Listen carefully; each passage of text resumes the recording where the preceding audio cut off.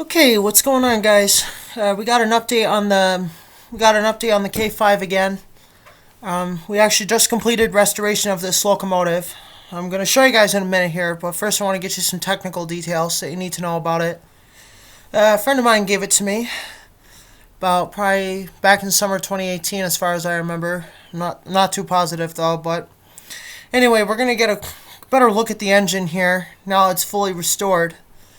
Just one thing too, the front nose piece is missing, and also an eccentric crank broke, so I got to replace that. But anyway, let's get into the look at the newly painted engine. All right, there it is. See, this is the completed locomotive right here. As you guys can see, I repainted it back to its original Pensy black, and you guys can see there I did.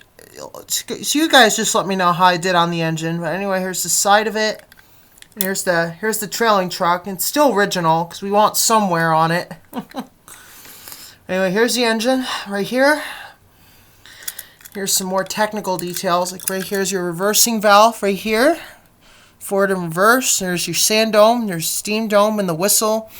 Safety valves. There's the Belpaire firebox. That's another cool thing about this engine. See, here's what I mean by the nose piece, like the front part is missing. But anyway, here's a look at the engine here. There's the other side right here. You guys can see here's the other side of the trailing truck. If you guys want to take a look at that, you can just pause the video, get a look at the engine here. Here's the underside of the engine. See, there's the powered wheel. And I did lube it up real good, so that's what's getting it to run better. But anyway, guys, I'm going to show you this. If you guys want, you can check out my other video on this engine. When I had it painted blue, you guys can take a look and compare it if you want.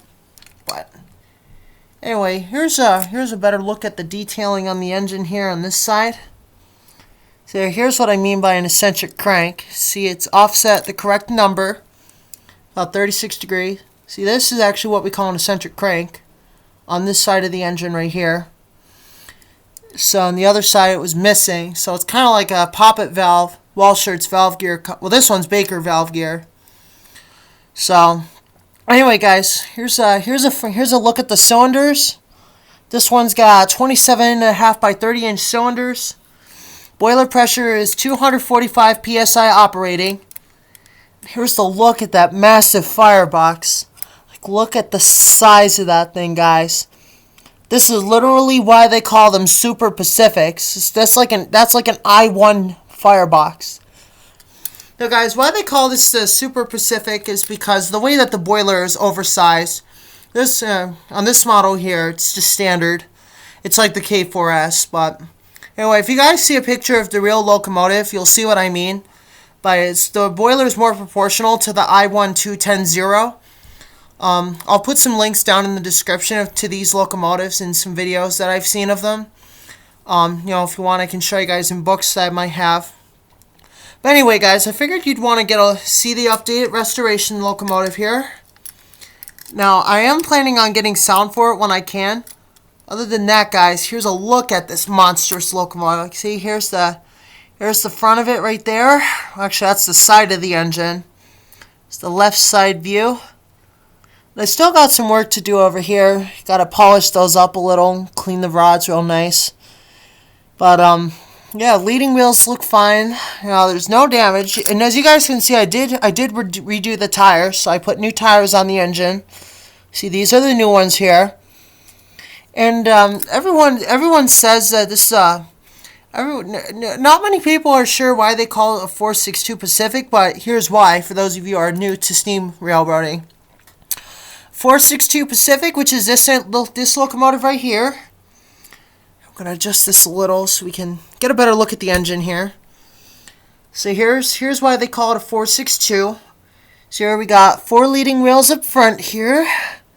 We got the 4 leading wheels, 6 coupled and powered driving wheels, 3 on this side, 3 on that side, and our 2-wheel pony truck.